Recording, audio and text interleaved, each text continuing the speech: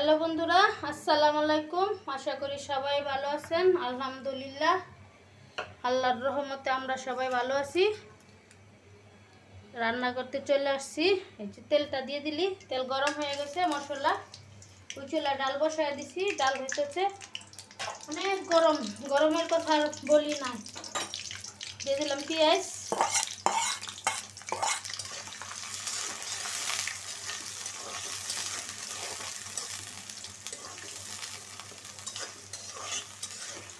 আমার ডালটাও বলক এসে গেছে।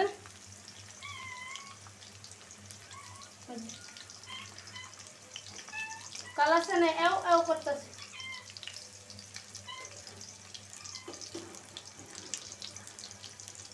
গরম লাগছে।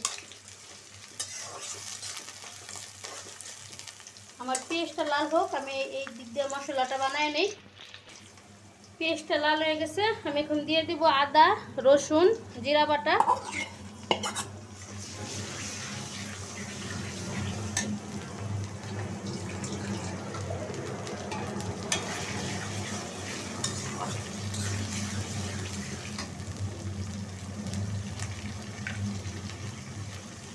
স্বাদ মতো লবণ,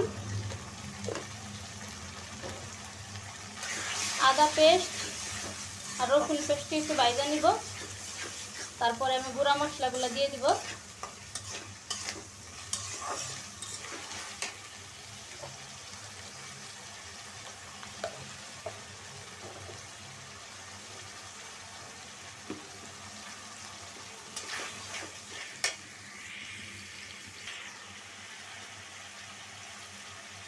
আদা রসুনটা আমি কষায় নিচ্ছি আগেই।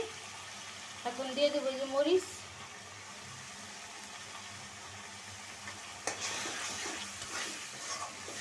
জাল জাল করে মুরগির মাংস বোনা করব, সেই জন্য একটু জালটা বেশি দিব।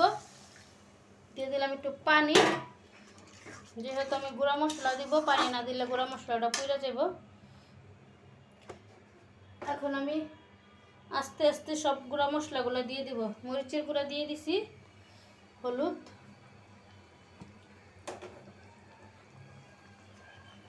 সামান্য একটু ধনিয়ার গুঁড়া দিয়ে দিলাম। মশলাটা আমি সুন্দরভাবে কষায় নিব। মশলাটা একটু ডাইকা কষায় নিই। ডাইকা দিলাম, কষানো হোক।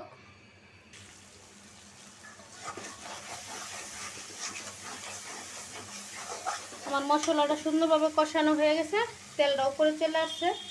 আমি এখন এই যে মুরগির মাংস দিয়ে দিব। বিসমিল্লাহ।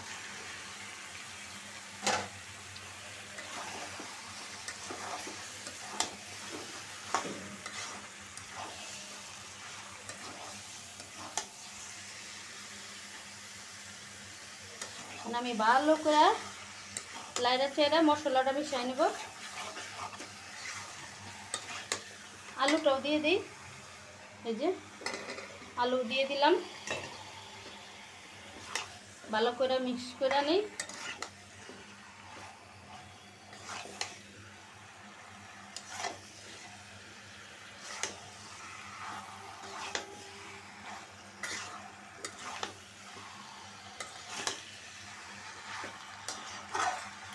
মিশানো শেষ। এখন 10 মিনিটের জন্য ডাইকা দিব।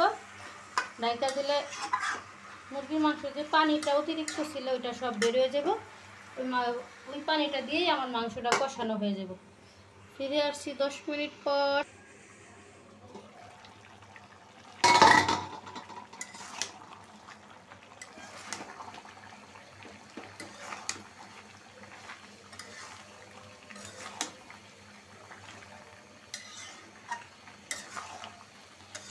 আমার মুরগির মাংস থেকে সব অতিরিক্ত পানিটা সব বেরিয়ে আসছে। এই পানিটা শুকাইলে পরে আমি ঝোল দিয়ে নেব। আর 10 মিনিট কষায় নিই। এখন চুলাটা একদম পুরা বাড়ায় দিছি, যাতে পানিটা তাড়াতাড়ি শুকায় যায়, সেজন্য।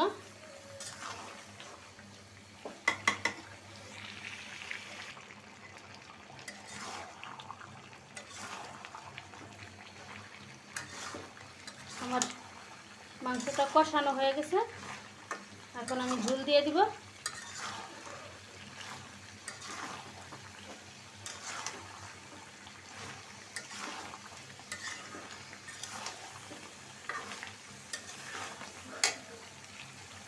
ঝোল দিয়ে দিই।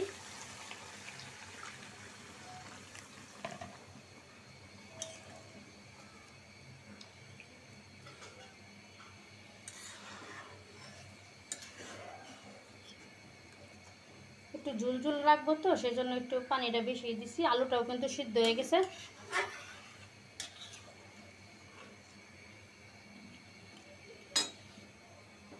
কড়াইটা সোজা করে দিই। ঝোলটা দিয়ে আমি রান্না করে নিব 15 মিনিট। ওই চুলে আমার ডাল হইতেছে। আমি একটা টমেটো কেটে দিছিলাম। এখন তরকারিটা হোক, বলক আসা পর্যন্ত আমরা অপেক্ষা করি। আমার তরকারিটা বলক এসে গেছে, একটু লাড়াচাড়া দিয়ে দিই। সুন্দরভাবে আলুটাও সিদ্ধ হয়ে গেছে। লবণ দেখে নিই। লবণটাও একদম পারফেক্ট হয়েছে। বন্ধুরা রান্না করতেছি, আর এই যে পাশাপাশি ঘরের চাদর চেঞ্জ করতেছি, কারণ যে গরম পড়ছে শরীরের ঘামে চাদর মানে 2 দিন পর পর চেঞ্জ করতেছি, 2 দিন পর পর চেঞ্জ করতেছি। শরীরের এত ঘাম, সেজন্য রান্নাও করতেছি, এদিক দিয়ে ঘরটাও গুছায় নিতেছি, সব একসাথে করে নিতেছি। ওকে, চাদরটা বিছাই, তারপরে আবার আপনাদের সাথে শেয়ার করব। এই দেখেন আমাদের নাজিদ বোতলে আম্মুরে কত কাজে সাহায্য করতেছে। বোতলে পানি ভরতেছে, বোতলে পানিগুলো ভরে সব ফ্রিজে রেখে দিব। নাজিদ অনেক আমার কাজে সাহায্য করে। নাজিদ অনেক লক্ষ্মী ছেলে। নাজিদের জন্য, আমার দুনো ছেলের জন্য, নাহিদ নাজিদের জন্য সবাই আপনারা দোয়া করবেন। আর ওই যে কালাসান, কালাসান নাজিদের সাথে খুব ভাব হয়ে গেছে। কালাসানের সাথে আদর খাইতে কতক্ষণ পর পর শুধু নাজিদের কাছেই যায়, নাজিদের কাছেই যায়।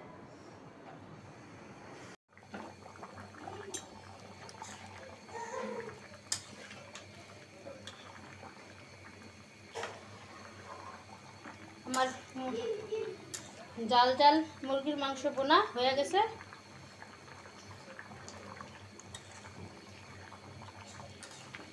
ঠান্ডা হইলে আলু দিছি তো, আলুতে আরো ঝোল আরো ঘন হয়ে যাব। এখন আমি নামাই নিব, নামাইয়া করলা ভাজিটা করে নিব। তাহলে লুচি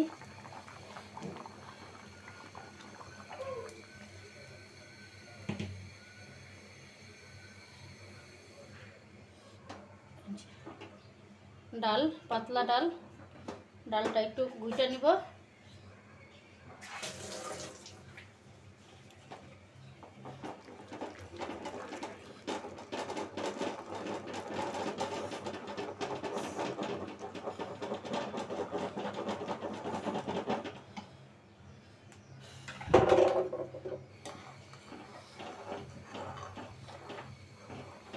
ডালটা গুইটা নিছি, এখন বাগার দিয়ে নিব। আমি ডাল সবসময় গুটার পরে কাঁচামরিচ দিই, নাজিদ যাতে খাইতে পারে।